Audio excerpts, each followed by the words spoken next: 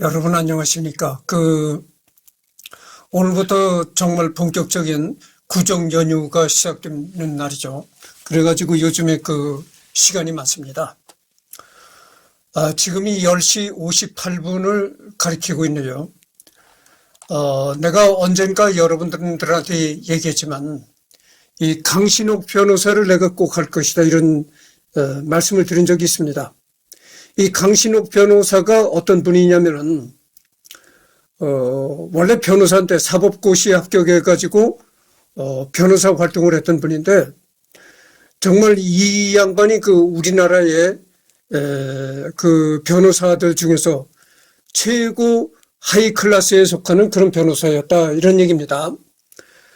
그래서 김재규가 이제 박정희 대통령을 저격을 하고 김재규가 체포가 돼서 재판을 받을 때 그때 우리 대한민국의 최고의 정말 난다 긴다 하는 변호사들이 대거 포진했었습니다. 이 김재규를 변호하기 위해서. 그런데 변호사들 중에서 대표적인 변호사인 사람이 이 강신옥 변호사입니다. 그래서 여기 보면 대한민국 제13대와 14대 국회의원을 지냈다. 이런 얘기가 나옵니다. 출생은 1936년 11월 28일 경상북도 영주군. 여기가 현재 어디냐면 경상북도 영주시라는 겁니다. 그러니까 현재 경상북도 영주시에서 출생했다. 사망은 2021년 7월 11일. 그러니까 4년 전에, 그러니까 만 3년 전에 사망을 했네요. 84세로 사망했다. 서울특별시 송파구 풍납동 서울아산병원에서 이제 사망을 했다. 진주강씨 이렇게 나오네요. 언젠가 또 내가 이 진주강씨에 관해서 잠깐 얘기한 적이 있습니다. 조금 더 내가 얘기를 해드리겠습니다. 내가 늘 얘기를 하는 거지만 이 나무 위키만 계속 이렇게 앵무새처럼 읽어나가면 재미도 없고 내가 앵무새가 아니잖아요. 그러니까 여기에 내 개인적인 얘기도 이제 섞어가면서 이렇게 얘기를 해야 재미나다 이런 얘기죠. 내가 어디시입니까? 진주시잖아요. 내가 어렸을 때 어르신들한테 무슨 얘기를 들었냐면 이런 얘기를 들었어요. 우리는 진주광씨하고는 결혼을 못한다. 진주시는 진주광씨하고 결혼을 못한다는 겁니다. 근데 이 진주광씨가 강씨도 여러 가지 이제 본이 많거든. 강씨들도 본이 많은데 아마 진주강씨가 제일 많은 모양이에요. 그래서 이 진주강씨들을 내가 많이 봅니다. 근데 하여튼 어르신들이 그런 말을 했어요. 야, 진주시는 진주강씨하고는 결혼 못한다. 이런 얘기를 들었는데 그때는 내가 결혼에 관심도 없었고 여러분들 내가 예지력이 있었나 봐요. 내가 한평생 독신으로 살 것이다 예감을 했습니다. 왜 내가 예감을 했냐면은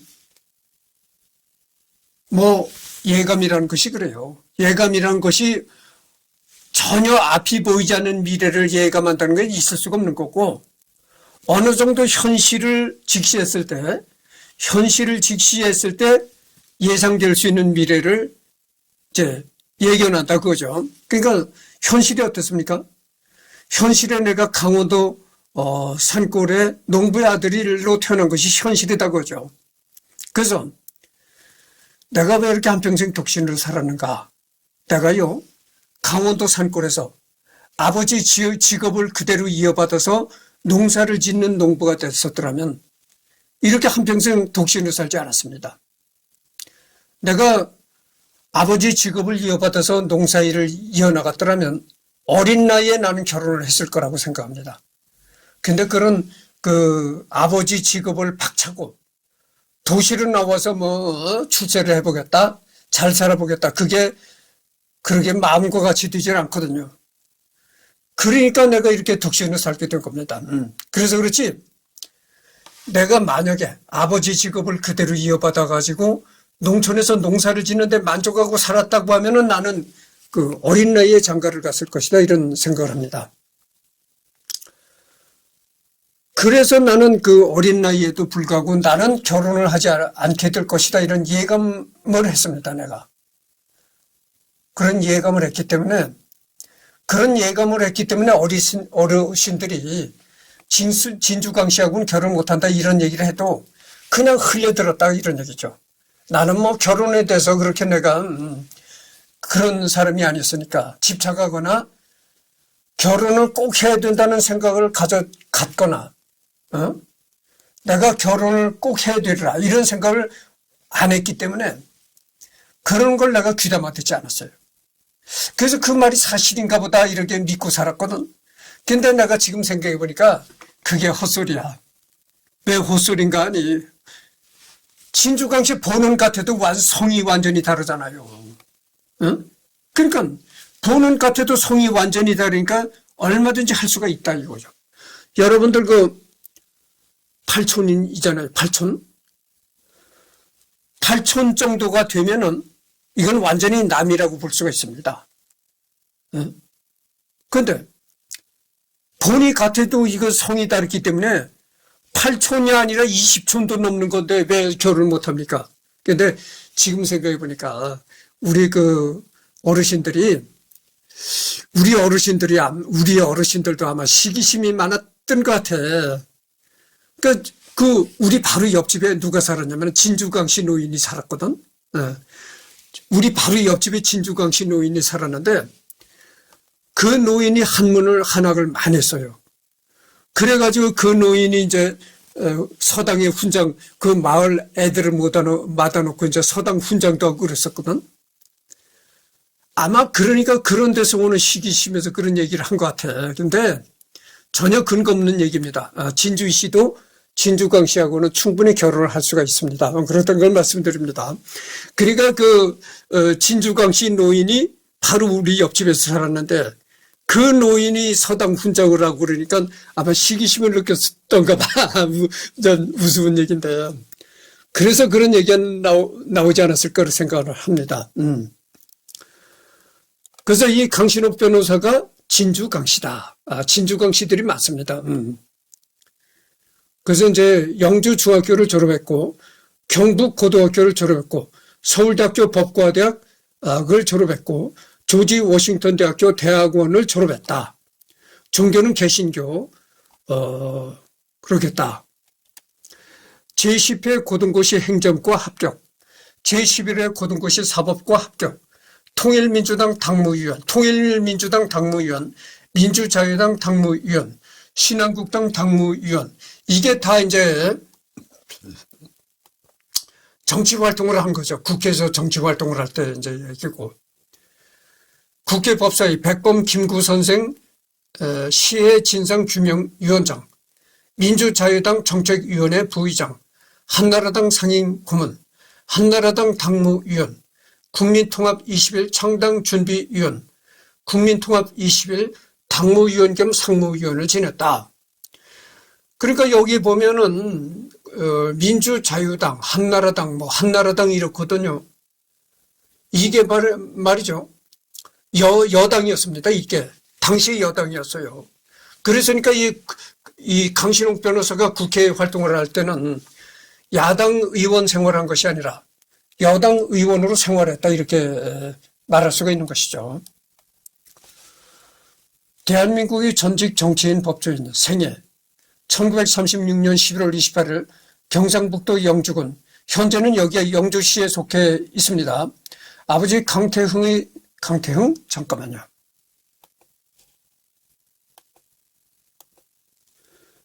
아버지 강태흥의 잠깐만요.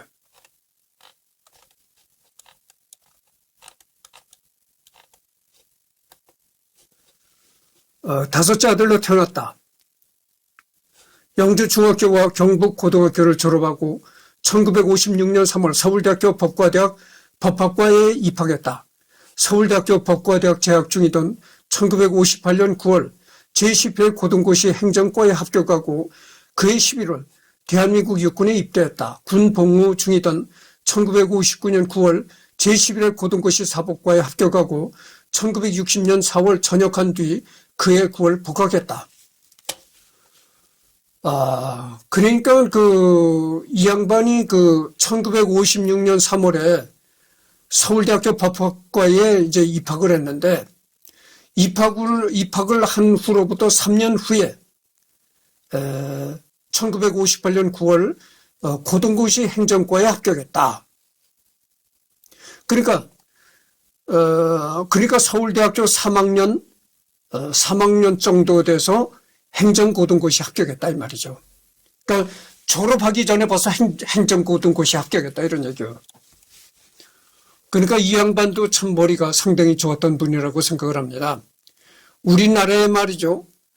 3개 분야의 고시를 다 패스했던 그런 머리 좋은 사람이 있었는데 그게 누구냐면은 여러분들 얘기를 많이 들어보셨을 것입니다. 고승덕 변호사가 행정고등고시, 사법고시, 의무고시 이 3개 고등고시를 다 패스했던 사람이 고승덕 변호사입니다. 그 사람도 이 고승덕 변호사도 서울대학교 다니던 그 재학 중에 다 3개의 고등고시를 다 패스했던 사람이에요. 대단하죠. 그러니까 생각해 보세요. 지금 내가 윤석열 대통령을 비방하려고 해서 이런 얘기를 한 것은 아니고, 윤석열 대통령은 서울대학교 법과대학을 졸업했지만, 그러나 어쨌든 머리가 과히 좋다고 할 수는 없다고 봅니다. 왜냐하면 9번까지 이 사법고시를 치르다가 이렇게 합격했잖아요. 근데 이 강신옥 변호사를 보십시오. 서울대학교를 졸업하기 전 3학년 정도 돼서 벌써 행정고등고시 합격을 했는데, 그리고 졸업하고 나서는 사법고등고시에 또 합격을 했다. 그런 거죠. 그러니까 강신옥 변호사 같은 양반한테는 이 고등고시가 누워서 떡 먹기다. 마음만 먹고 공부를 했다면 합격. 1961년 9월 서울대학교 졸업과 동시에 서울지방법원 사법관 10호로 발령받아 사법관 과정을 이수한 뒤 1962년 12월 서울지방법원 판사에 임명되어 근무했다. 그러나 사법연수원 시절 관선 변호인으로 배석했던 민족일보 조영수 사장이 명백한 반공주의자였음에도 불구하고 조청년과의 내통죄로 사형이 선고되는 것에 대해 충격을 받았다. 이에 1964년 9월 판사직을 사임하고 서울특별시에서 변호사 사무실을 개업하였다. 그러니까 처음에는 이제 판사로서 활동을 했는데, 여기 민족일보 조영수 사장이 명백한 반공주의자였음에도 불구하고 조청년과의 내통죄로 사형이 선고된 것에 대해 충격을 받았다. 그래가지고 그 사건에 충격을 받고 판사직을 그만두고 서울특별시에서 변호사 사무실을 이때부터 이제 변호사의 길을 걷기 시작했다 이런 얘기입니다.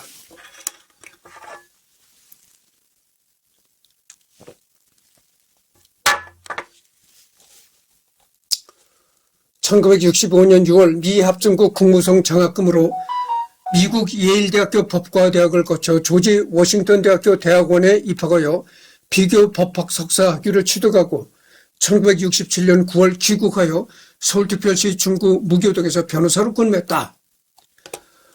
1965년 6월에는 미국의 미국 국가의 장학금을 받고 예일대학교 법과대학을 거쳐서 조지 워싱턴 대학교 대학원에서 비교 법학이라는 학문으로 석사학위까지 취득했다 이런 얘기입니다. 그러니까 미국 정부의 장학금까지 받고서 유학을 할 정도였으니까, 아까도 얘기를 했지만 이 강신옥 변호사가 얼마나 공부를 잘했는가를 우리가 짐작할 수가 있는 것이죠.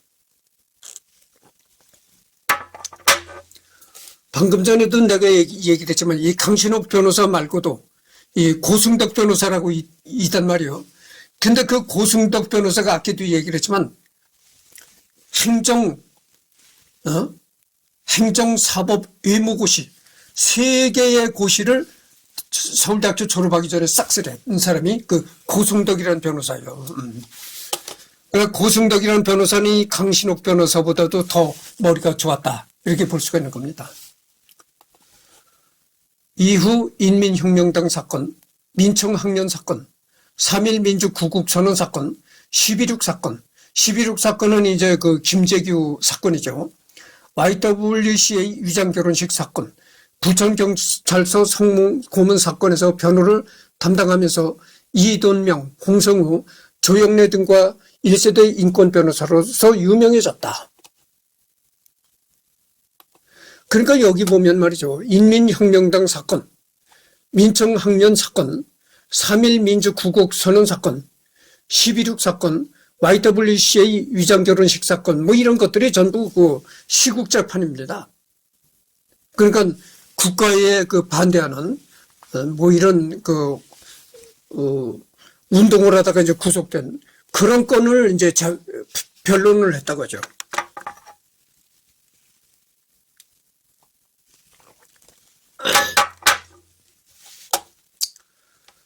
특히 1974년 민청학년 사건 때는 변론 도중 구속되어 8월 30일 비상보통군법회의 제3심판부에서 대통령 긴급조치 위반, 법정 모욕 등으로 징역 10년형, 구금일수 50일, 징역형에 산입, 자격정지 10년을 선고받는 등 많은 고초를 겪었다. 1986년에는 조영래, 이상수 등의 후배 인권 변호사들과 함께 민주사회를 위한 변호사 모임의 전신인 정보표를 창립하였다. 1974년 민청학년 그 재판 때는 변론 도중에 구속돼 가지고 구속되었다. 이런 얘기입니다. 내가 누누이 얘기를 했잖아요. 이 박정희 시대에는 말이죠. 시국재판은 중앙정보부에서 이 모니터링을 했던 것입니다. 이 재판 과정을 전부 다 감시하는 거예요. 중앙정보부 요원이 나와가지고 그렇게 감시를 하다가 이 중앙정보부 요원의 이 입맛에 맞지 않는 재판을 할 경우에는 재판 도중에라도 판사도 끌고 가는 겁니다. 중앙정보부로. 아니 재판 도중에도 또 판사를 끌고 나간다니까는 중앙정보부에서. 그러니까 현직 판사를 중앙정보부에서 재판 도중에 끌고 나갈 정도니까 아니 그까지 변호사야 뭐까지 끌고 나가는 거 아무것도 아니죠. 판사라는 건 말이죠. 판사라는 건 대한민국의 정식 공직자입니다. 응? 대한민국의 정식 사법부 공직자를 재판 중에도 막 끌고 나가서 중앙정부로 끌고 가는데 변호사는 대한민국의 공직자가 아니거든요. 이 변호사라는 직업은 개인 자유업이다 그 말이죠. 그러니까 뭐 판사도 끌고 가는 마당에 그까지 그 변호사 하나 끌고 가는 거 아무것도 아니죠. 그래서 이 사람들이 이 강신욱 변호사도 그 중앙정보부에 끌려가지고 모진 고문을 받고 고생을 많이 했습니다. 그래서 이 강신욱 변호사가 이때서부터 더 지독한 반박정희 세력으로 돌아선 거예요. 그렇게 중앙정보부에 끌려가서 모진 고문을 받고 이래가지고 그때서부터 반박정희 세력으로 아주 굳어진 겁니다. 그럼 어떻게 했겠어요? 그 후에 김재규 사건이 터지니까 김재규 변론을 만든 것은 너무나 당연한 것이죠. 반박정희 이제 세력이 됐으니까. 박정희를 반대하고 비난하는 세력이 됐으니까 김재규 장군을 변론하는 건 너무나 당연한 거죠. 1988년 제13대 국회의원 선거에서 통일민주당 후보로 서울특별시 마포구를 선거구에 출마하여 민주정의당 박주천 후보, 평화민주당 김승목 후보 등을 꺾고 당선되었다. 1990년 3당 합당 때 민주자유당 창당에 참여하였다. 1992년 제14대 국회의원 선거에서 지역구 공천은 박주천에게 밀려 탈락하고 대신 전국구 국회의원에 공천되어 당선되었다. 1996년 제15대 국회의원 선거를 앞두고 김영삼의 독재를 비판하며 신한국당을 탈당하였다. 그리고 무소속으로 같은 선거구에 출마했으나 낙선했다. 김영삼의 독주를 비판했다. 그러니까 이때까지는 이제 김영삼과 같은 이제 김영삼을 그런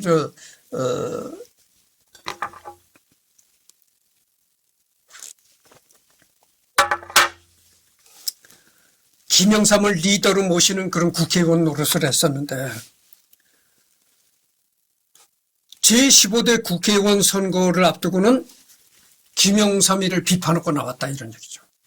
그러면서 김영삼이가 있는 신한국당을 탈퇴하고 무소속으로 출마했다. 그때서부터 무소속으로 출마하면서 김영삼과 박정희를 싸잡아 이제 비난하기 시작했다 이런 얘기죠. 2002년 제16대 대통령 선거를 앞두고 정몽준이 국민통합 20일 창당준비위원으로 활동하였다. 당시 정몽준과 박근혜 연대 움직임이 있었는데 그 사이에서 난감한 상황에 빠지기도 했다. 강신옥이 김재규의 변호를 맡은 이력 때문에 박근혜의 반감이 대단했고 결국 연대 자체도 무산되었다는 것. 이후로는 정계에서 은퇴하고 말년까지 변호사 업무에 전념했다. 그러니까 한때는 이 또 박근혜 세력에 가담했었다는 거죠. 박근혜 정치에 가담했었는데 박근혜의 눈밖에 났다. 이 강신옥이야. 당연히 박근혜의 눈밖에 날 수밖에 없는 거죠.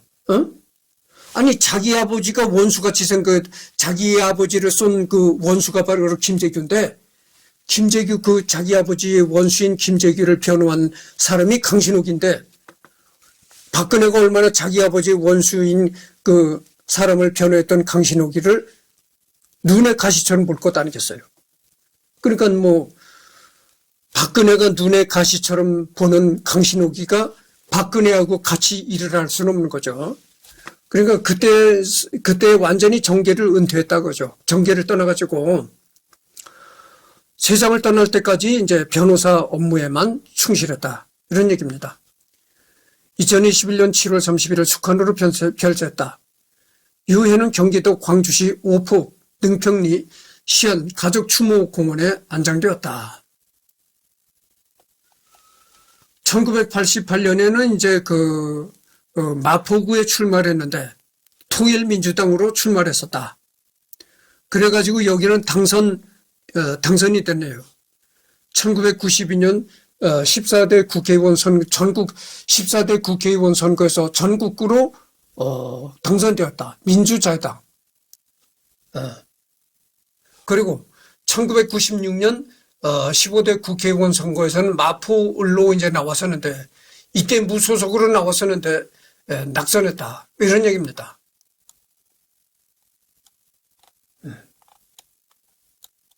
그래서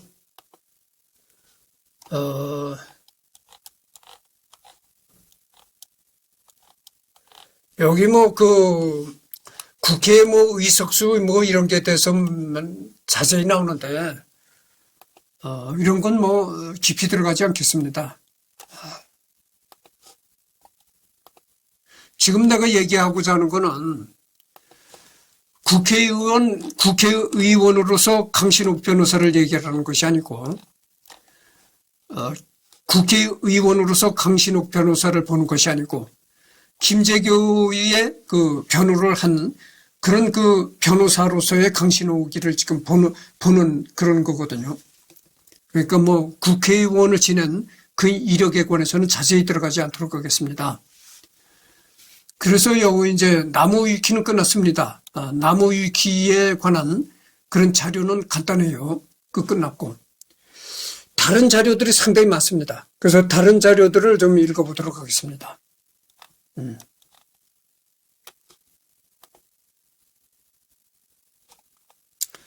감옥에 갇힌 변호사 강신옥. 이거를 리딩하도록 하겠습니다.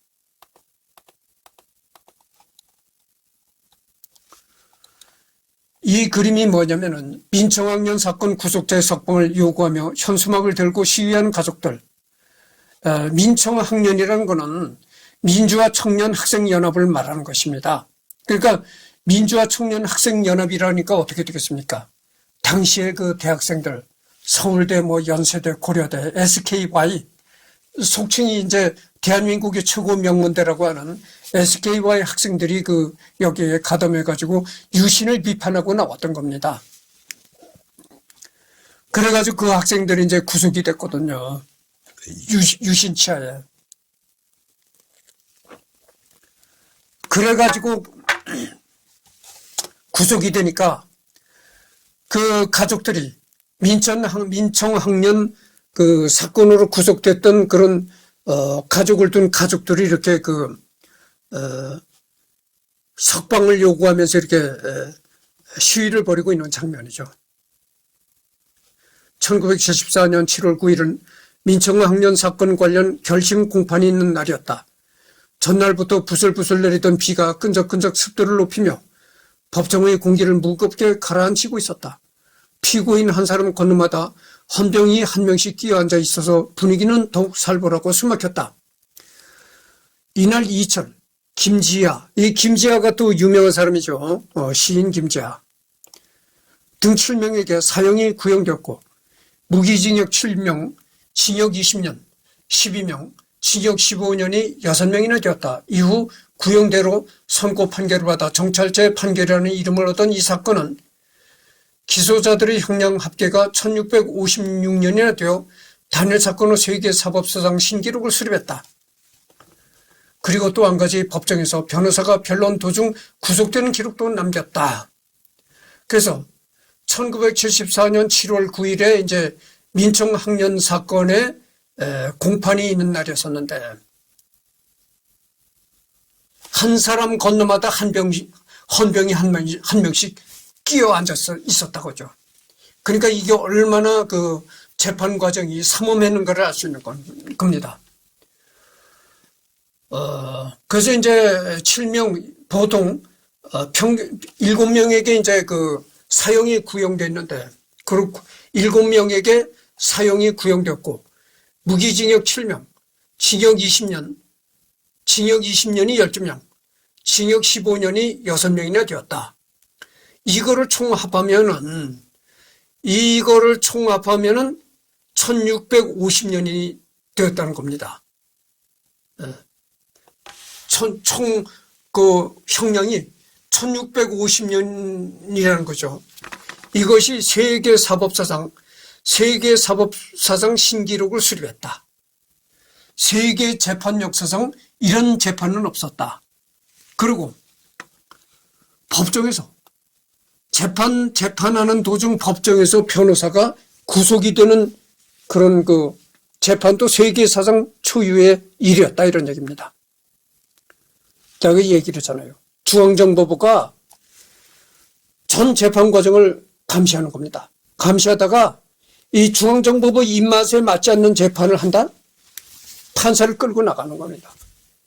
아까도 얘기를 했지만 판사라는 것은 대한민국의 이 공직자거든요.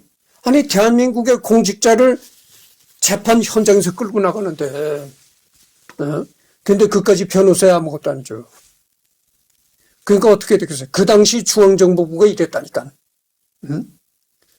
중앙정보부는 대한민국 헌법 위에 있는 기관이 중앙정보부였어요. 중앙정보부가 그렇게 무섭습니다. 중앙정보부에 들어가면 이 강신옥 변호사는 그래도 상당히 중앙정보부에서 풀려난 후로도 사회적인 활동을 하고 그랬던 사람인데 대부분 반병신이 돼서 나오는 겁니다. 정신 이상자가 되어서 나온다든가, 사족을 못 쓰고 벌벌 기어서 나온다든가 이런다는 거예요. 물고문, 전기고문, 통닭구이, 거기서 못해지는 이 고문이 없는 거예요.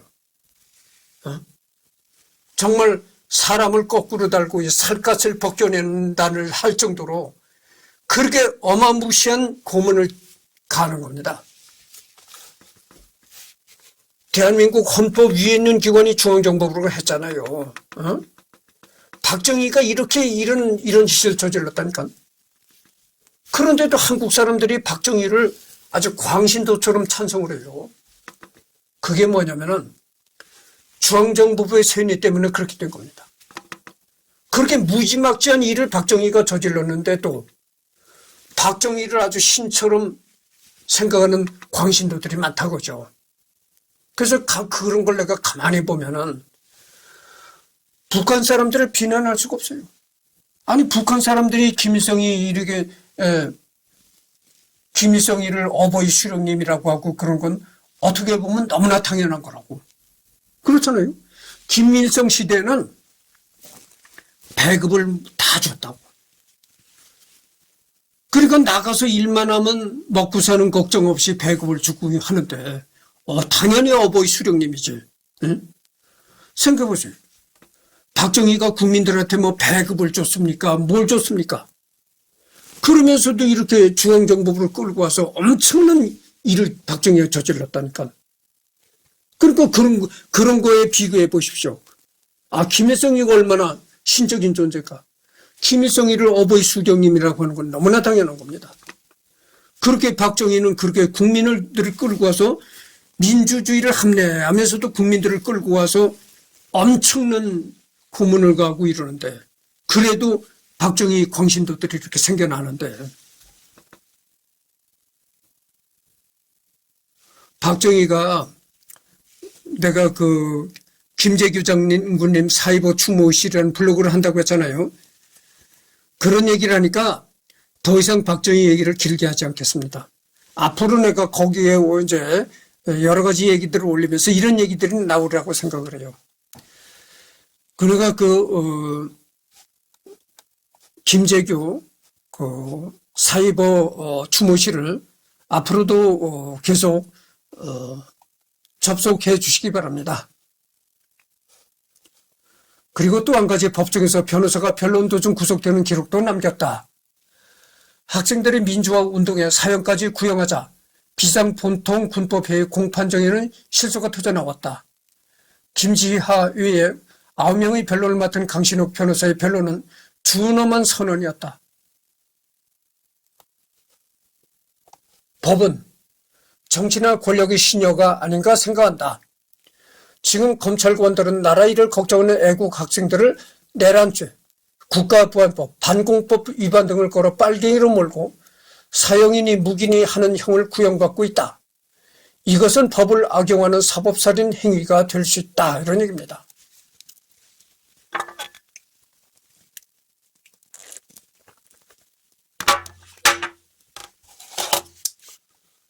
강신욱 변호사가 여기서 뭐라고 했냐면 이런 얘기를 한 거예요. 지금 대한민국 법은 정치의 노예가 되어 있다. 검찰관들은 어떻게 학생들이 나라 일을 걱정하고 나라를 사랑하니까 대한민국을 사랑하니까 유신을 반대할 수밖에 없는 건데 그렇게 대한민국을 사랑하는 애국 학생들에게 국가보안법, 반공법 위반 이런 걸 걸어가지고 빨갱이라고 하니까 이것이 도저히 있을 수 있는 일인가 이런 얘기를 강신욱 변호사가 법정에서 한 겁니다. 그러니까 이때는 말이죠. 박정희를 찬성하면 애국자요. 박정희를 반대하면 빨갱이야. 이 시대는 그랬다니까. 애국이라는 게 뭡니까? 대한민국이라는 게 뭡니까? 대한민국이라는 거는 박정희와는 관계가 없는 거예요. 여러분, 대통령을 반대한다고 해가지고 대한민국을 반대하는 게 아니거든. 그렇잖아요. 오히려 대한민국을 찬성하고 애국적인 마음을 가지다 보니까 유신을 반대할 수밖에 없는 거예요. 그렇게 애국적인 마음을 가진 학생들을 붙잡아다가 빨갱이니 뭐니 이렇게 걸어제낀다 이거지. 그러니까 아까도 내가 얘기를 했지만 이 시대는 박정희 유신을 찬성하면 애국이요. 박정희를 반대하면 빨갱이다. 그러니까 대한민국과 박정희가 네 꼴이 된 거야. 대한민국이 곧 박정희요. 박정희가 곧 대한민국이었다 이런 겁니다. 지임은 국간이라 이런 논리가 성립이 된 거야. 지임은 대한민국은 박정희니라 이런 논리가 생긴 거야. 이게 참, 그러니까 대한민국은 곧 박정희다. 이렇게 되니까 어떻게 되느냐. 평생 해먹는 거야. 아니, 박정희를 반대하면 대한민국을 반대하는 게 되는데, 어떻게 그걸 박정희를 반대하겠어요? 그렇잖아요. 박정희가 곧 대한민국이요. 대한민국이 곧 박정희다. 이렇게 되는데 어떻게 박정희를 반대하겠습니까? 응? 그렇잖아요. 그래서 이게 박정희가 이게 참 이게 기막힌 얘기인데 김재규 총알에 맞아 죽었으니까 그나마 다행이었지. 평생 박정희가 집권을 했더라면요. 정말 북한처럼 됐다니까. 북한이 김일성 장군이 멋있다 묻고는 막 눈물을 흘리고 그런다잖아. 그런 꼴이 됐다니까. 이 남한에도 그랬다니까. 대한민국이 곧 박정희요. 박정희가 곧 대한민국이라 이렇게 되는데 이거 뭐 박정희가 나타나 막 눈물을 흘리고 실신을 하고 그렇게 되는 거예요. 이게 뭐냐? 한국식 민주주의라는 거야. 그게 한국식 민주주의. 뭐 내가 이런 얘기를 깊이 하지 않겠습니다. 앞으로 내가 아는 김재규 사이버 추모시라는 걸 한다고 했잖아요. 거기에 자세한 얘기들이 많이 올라갈 겁니다. 뭐 시간 나는 대로 조금씩 올릴 테니까 한꺼번에 많은 것을 기대하지 마시고 뭐 시간 나는 대로 이렇게 한 구절씩 내가 올릴 거예요. 유신헌법은 비민주적인 악법이다. 지금 나의 심정은 피고인석에 있는 저들과 함께 서서 재판을 받고 싶을 정도다. 그래서 이제 양심범을 전면 석방하라. 이런 거를 이제 강신욱 변호사가 이제 작성한 것이죠. 이게 이제 강신욱 변호사가 작성한 이겁니다.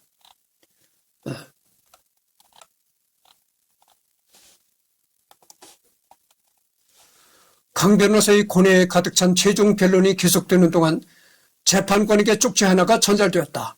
그러니까 어떻게 했어요? 강 변호사가 계속 이렇게 박정희 정권을 비난하는 말을 박정희 정권을 비난하고 재판 과정을 비난하는 그런 말을 재판정에서 하니까